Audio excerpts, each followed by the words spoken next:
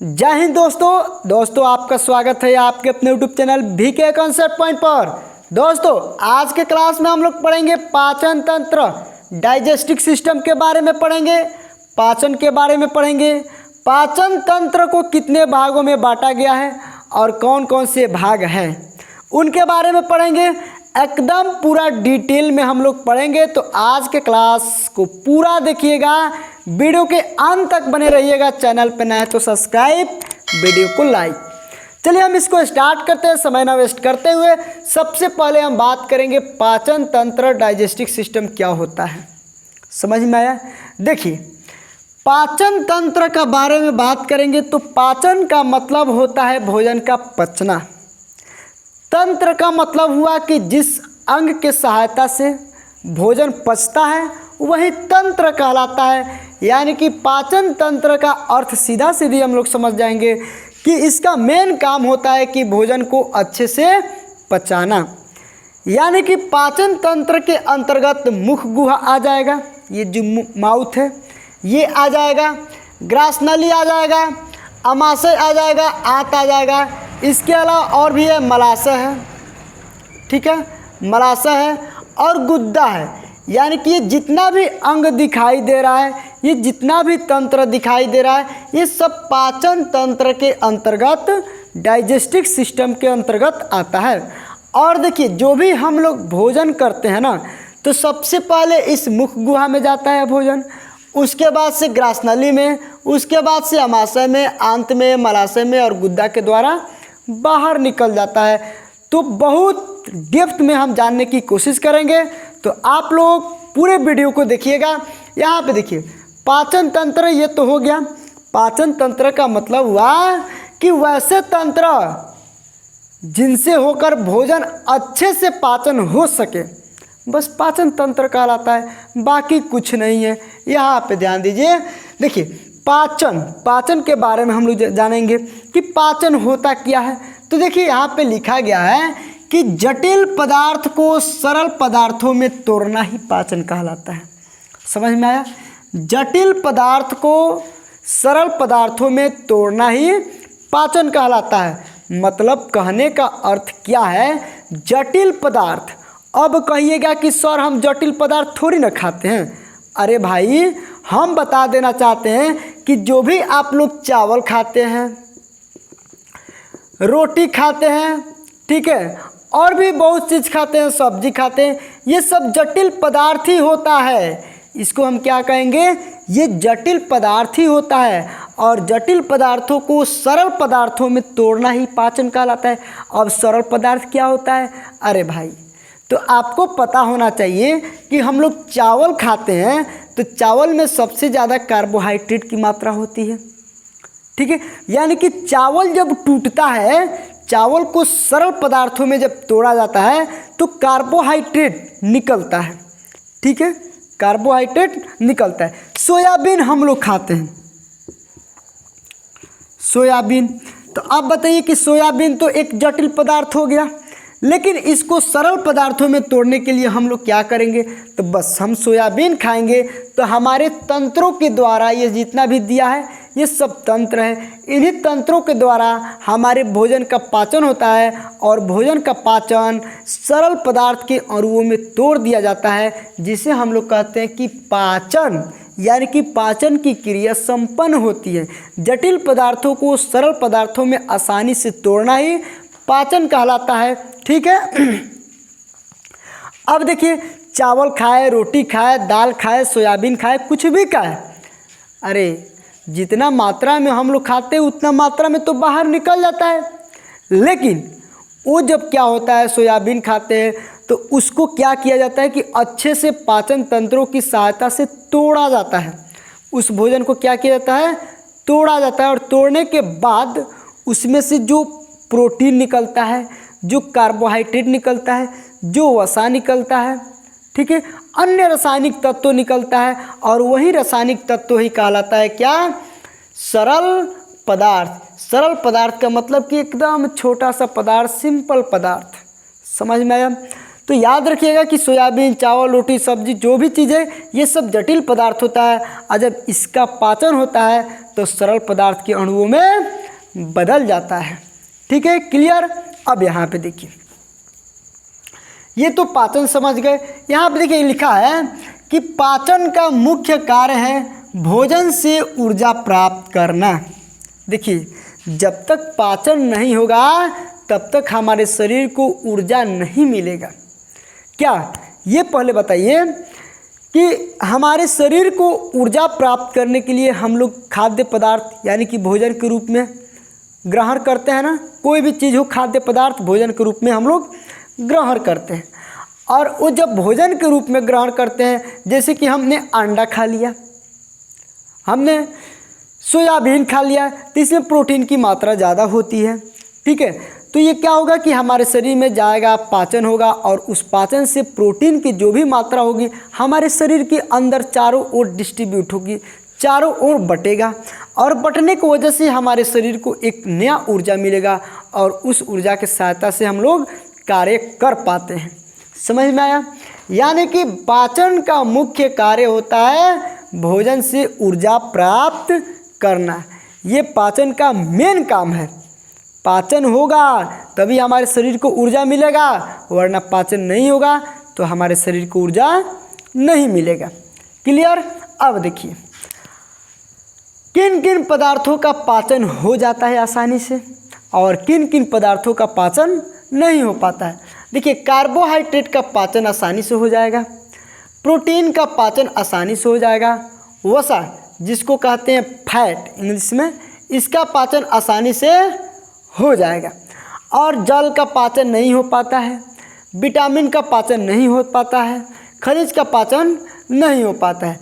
तो याद रखिएगा कि पाचन, बहुत से पदार्थों का पाचन होता है और बहुत से पदार्थों का पाचन नहीं होता है, जो कि 2-3 एग्जाम्पल यहाँ पे हम लिए हुए हैं कि कार्बोहाइड्रेट का पाचन हो जाएगा, प्रोटीन का पाचन हो जाएगा, वसा का पाचन हो जाएगा, और इन तीनों का पाचन नहीं हो पाएगा। ठीक है, क्लियर? समझ में आ रहा है ना? समझ में आ रहा है तो यस लिखिए कमेंट बॉक्स में, और समझ में नहीं आ रहा है तो नो लिखिए, ताकि हम इसको अच्छे से और बताने की कोशिश करेंगे नेक्स्ट वीडियो में। ठीक है ना? चलिए, अब यहाँ पे हम बात करते हैं कि मानव पाचन तंत्र को कितने भागों में बांटा गया है, किस तरह से बांटा गया है। ठीक, देखिए, सबसे पहले हम क्या किए कि पाचन तंत्र को 2 भागों में बांट दिए। एक आपका मुख गुहा और दूसरा हो गया सहायक पाचन ग्रंथियाँ। पहला मुख गुहा और दूसरा हो गया सहायक पाचन ग्रंथियाँ। अब यहाँ से पाचन तंत्र से रिलेटेड जो भी मोस्ट इम्पोर्टेंट क्वेश्चन बनता है वो अब निकल के आएगा, तो आप लोग बिना स्किप किए देखेंगे ना तो हर एक चीज़ को आप लोग अच्छे से समझ जाएंगे। समझ में आया? चलिए, देखिए, पाचन तंत्र को पहले 2 भागों में बांट दिया है, मुख गुहा और सहायक पाचन ग्रंथियाँ। अब हम बात करेंगे कि मुख गुहा के अंतर्गत कौन कौन सा तंत्र आ जाएगा, कौन कौन सा अंग आ जाएगा। तो देखिए, मुख गुहा के अंतर्गत जीभ आता है, मतलब तालू आता है, दांत आता है, ग्रसनी आता है। अब बताइए कि क्या इस सब का यूज होता है पाचन के लिए? अरे भाई, बिल्कुल यूज होता है। अगर बताइए कि जीभ नहीं रहेगा तो पाचन होगा, कहेंगे अरे इसमें जीभ का क्या रोल है पाचन होने में? ये तो पेट में ना पाचन होता है। अरे भाई, पाचन आपके मुख गुहा से ही स्टार्ट हो जाता है, इस बात को याद रखिएगा। पाचन आपके मुख गुहा से ही स्टार्ट हो जाता है। तो देखिए, मुख गुहा में पहला है जीभ। अगर ये जीभ नहीं रहेगा तो फिर आपके भोजन को मुख में सानेगा कौन? आपके मुख से लार स्रावित होती है, लार ग्रंथियों से लार स्रावित होती है, उसी लार में क्या होता है? भोजन आपका सनता है। समझ में आया? यानी कि यहीं से पाचन शुरू हो जाता है। मुख गुहा यानी कि जीभ जो है भोजन को निगलने में भी मदद करता है, भोजन को फेंटने में भी मदद करता है, बहुत सारी चीज़ों में जीभ मदद करता है। तालू का भी काम होता है। तालू से क्या होता है? तालू से लार स्रावित होता है। ठीक है। दांत का भी काम होता है, भोजन को काटने में, पीसने में, चबाने में, तोड़ने में, फोड़ने में, हर एक चीज़ में दांत काम करता है। ग्रसनी, उसके बाद ये सारा चीज़ जब हो जाता है तब भोजन पहुँचता है ग्रसनी में। समझ में आया? यानी कि मुख गुहा के अंतर्गत इतना सारा चीज़ आते हैं और इस सारा चीज़ का काम होता है एक भोजन को अच्छे से पचाने के काम में ये सारा चीज़ आता है, सहायता करता है। ये नहीं कि यही भोजन पचाता है, नहीं, उस सहायता करता है। और सहायता जब करेगा ना तभी जाके भोजन आगे बढ़ेगा और आगे बढ़ने के बाद हर एक अंग तंत्र मिलकर उस भोजन को पचाने के काम करेंगे। ठीक है, अब देखिए ये मुख गुहा हो गया। मुख गुहा के बाद ग्रसनी, ग्रास नली। ठीक है, ग्रास नली में भोजन पहुंचता है। ग्रास नली के बाद से आमाशय में पहुंचता है। आमाशय के बाद से आंत में पहुंचता है। तो याद रखिएगा कि भोजन किस तरह से किस में जाता है। तो सबसे पहले मुख गुहा में जाएगा। अरे भोजन हम लोग करेंगे तो पहले मुँह में ना लेंगे भोजन, ठीक है ना। तो पहले मुख गुहा में जाएगा, उसके बाद से ग्रास नली में जाएगा, उसके बाद से आमाशय में, उसके बाद से आंत में। आंत को भी दो भागों में बांटा गया है, एक छोटी आंत और एक बड़ी आंत। तो सबसे पहले छोटी आंत में जाता है, उसके बाद से बड़ी आंत में बढ़ जाता है। छोटी आंत को 3 भागों में बांटा गया है। 3 भागों में ग्रहणी, जेजुनम, इलियम, यानी कि 3 भागों में बांटा गया है छोटी आंत को। बड़ी आंत को भी 3 भागों में बांटा गया है। तो इसके बारे में डिटेल में हम लोग पढ़ेंगे आगे की क्लास में, ठीक है ना। तो अभी यहाँ पे फिलहाल देखिए, ये तो समझ गए कि मुख गुहा, ग्रासनली, आमाशय, आंत, छोटी आंत, बड़ी आंत। अब यहाँ पे देखिए सहायक पाचन ग्रंथियाँ ये क्या है, क्या ये भोजन को पचाने में मदद करता है? अरे ये नहीं रहेगा तो फिर दिक्कत।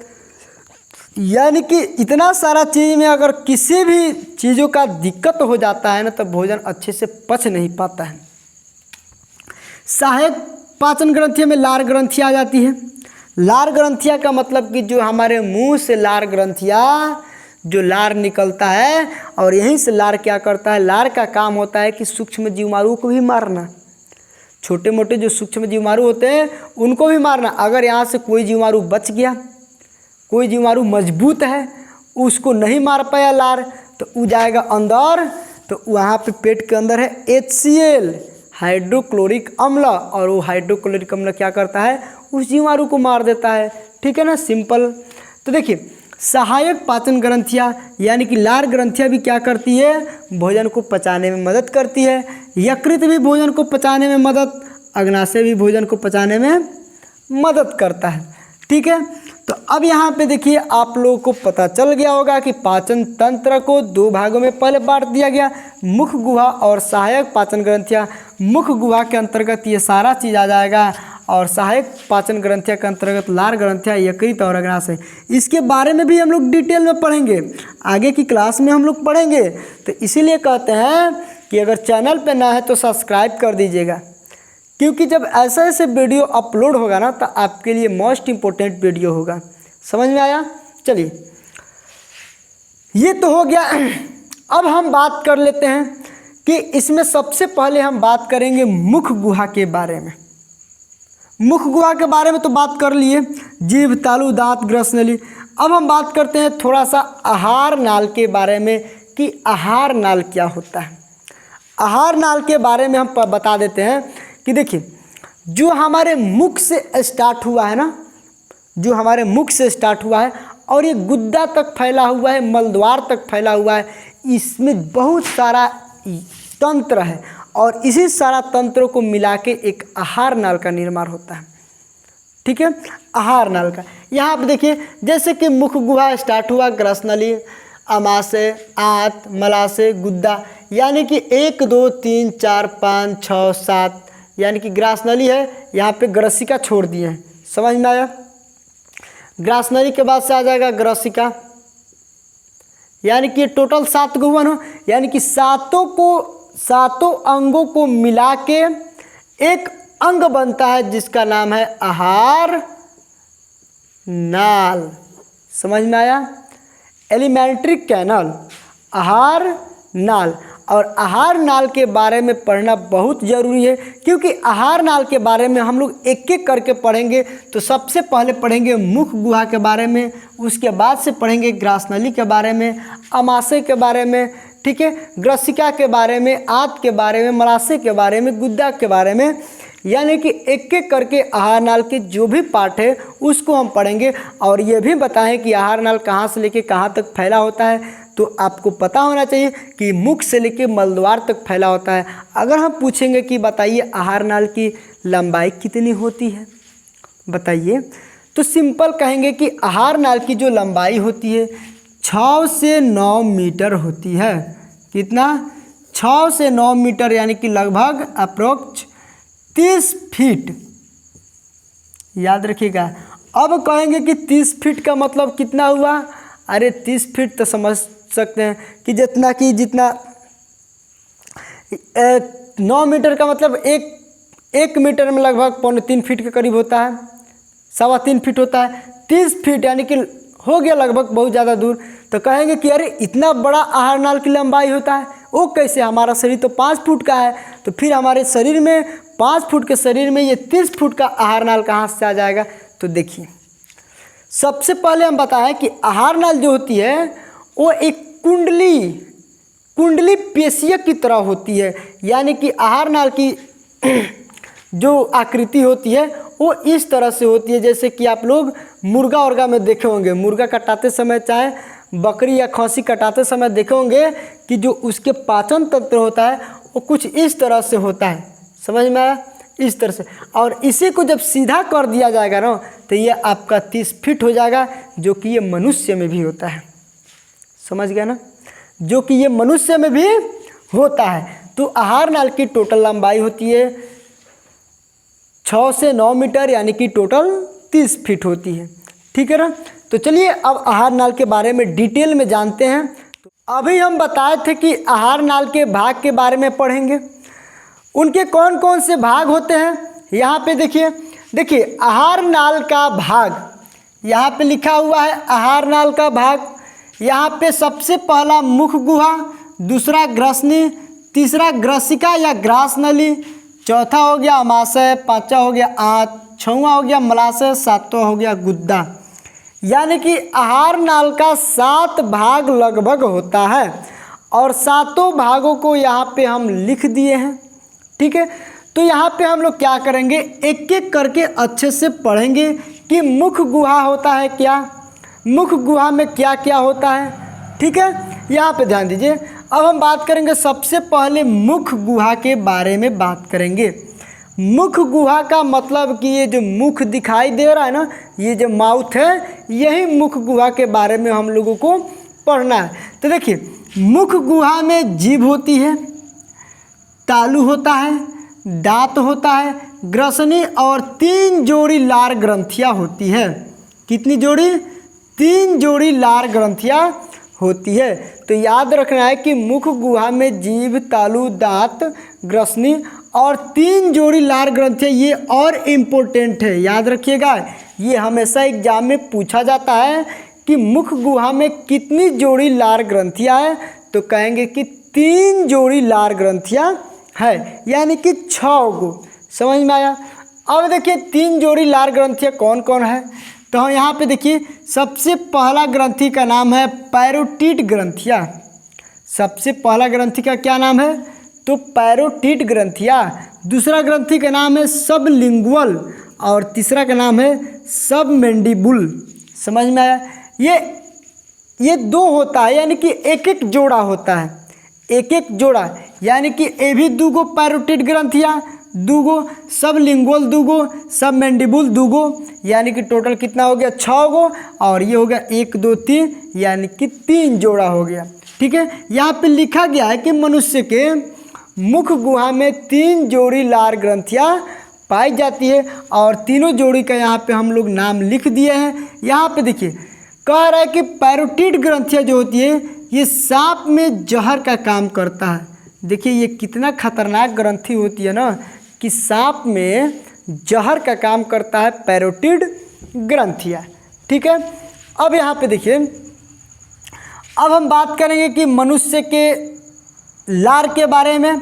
यानी कि मनुष्य में 1.5 लीटर लार प्रतिदिन, यानी कि पर डे 1.5 लीटर लार बनता है।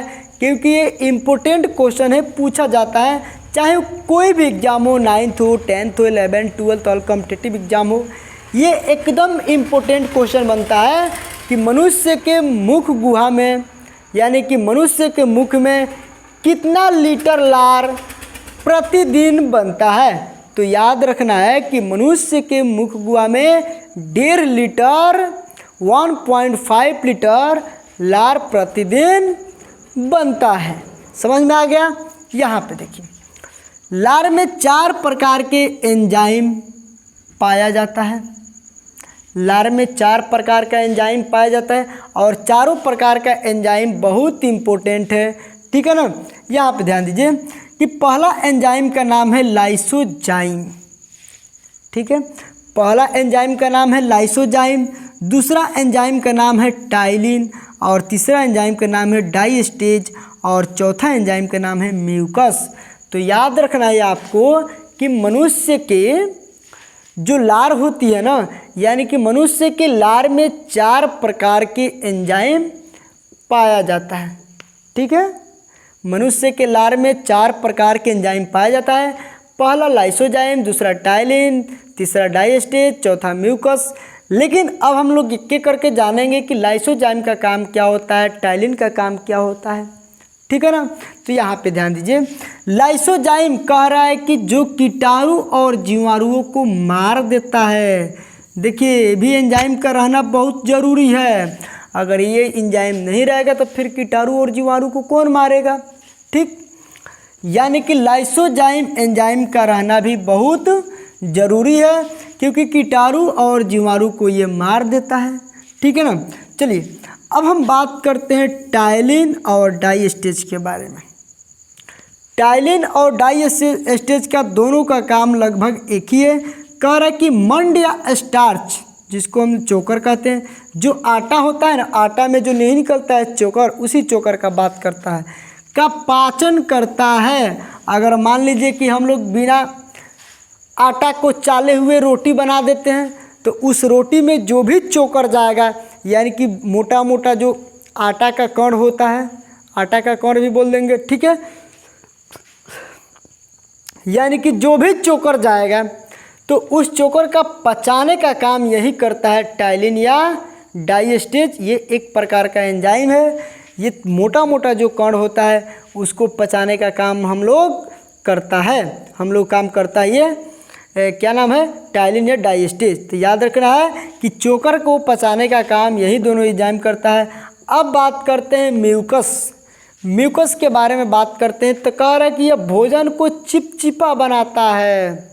देखिए, म्यूकस का काम क्या है, भोजन को चिपचिपा बनाना। तो यहाँ पे अब आप लोग समझ गए होंगे कि आहार नाल का कितना भाग होता है। तो कहेंगे कि आहार नाल को 7 भागों में बांटा गया है। कौन कौन, तो मुख गुहा, ग्रसनी, ग्रसिका, अमाशय, आंत, मलाशय, गुद्दा, यानी कि 7 भागों में बांटा गया है। यहाँ पे हम लोग लिख दिए हैं, चाहे तो आप लोग नोट भी कर सकते हैं, ठीक है। चलिए, इसमें हम लोग पढ़े थे मुख गुहा के बारे में, हम लोग पढ़ लिए कि मुख गुहा में क्या क्या होता है। तो जीभ, तालु, दांत, ग्रसनी और 3 जोड़ी लार ग्रंथियाँ पाया जाता है। 3 जोड़ी लार ग्रंथियों के बारे में भी देख लिए, पैरोटिड ग्रंथियाँ, सबलिंगुअल, सबमैंडिबुल, ठीक है ना। यानी कि मनुष्य के मुख गुहा कंप्लीट। अब हम बात करते हैं मुख गुहा के अंतर्गत ही अंदर लार आता है। यानी कि लार 4 प्रकार के होते हैं। लार 4 प्रकार के एंजाइम पाया जाता है लार में, याद रखना है। यानी कि 4 प्रकार के एंजाइमों के बारे में हम लोग पढ़ लिए, लाइसोजाइम, टाइलिन, डाइस्टेज, म्यूकस, यानी कि चारों के बारे में हम लोग पढ़ लिए। मनुष्य में रेगुलर यानी कि पर डे 1.5 लीटर लार बनता है, याद रखना है। मनुष्य में 1.5 लीटर लार पर डे बनता है, ठीक है। तो बहुत सारा चीज़ आज के क्लास में हम लोग जाने हैं। यानी कि मुख गुहा, आहार नाल का जो पहला भाग होता है मुख गुहा, ये हो गया समाप्त। अब हम लोग अगले क्लास में पढ़ेंगे ग्रसनी के बारे में, ग्रसिका के बारे में और अमाशय के बारे में। जहाँ तक संभव हो सके वहाँ तक क्लास होगा, ठीक है ना। तो आज के क्लास में हम लोग क्या क्या सीखे हैं। आज के क्लास में हम लोग सीखे हैं पाचन तंत्र किसे कहते हैं, पाचन तंत्र किसे कहते हैं, पाचन तंत्र के अंतर्गत कौन कौन सा तंत्र अंग आ जाएगा, पाचन किसे कहते हैं ये हम लोग जाने हैं। कौन से पदार्थों का पाचन हो जाएगा, ठीक है, कौन से पदार्थों का पाचन हो जाएगा ये भी हम लोग जाने हैं। उसके बाद से मुख गुहा के बारे में जाने हैं, आहार नाल के बारे में जाने हैं, लार के बारे में जाने हैं, ठीक है ना। पैरोटिड ग्रंथि यानी कि 3 जोड़ी लार ग्रंथियों के बारे में जाने हैं। तो आज के क्लास में आज इतना सारा टॉपिक के बारे में हम लोग जाने हैं। तो ऐसे ही टॉपिक को जानने के लिए और बेहतरीन नॉलेज के लिए हमारे इस चैनल पे बने रहिएगा, और चैनल पे नया है तो सब्सक्राइब कीजिएगा, वीडियो को लाइक कीजिएगा। मिलते हैं एक और नेक्स्ट वीडियो में, तब तक के लिए बाय, जय हिंद।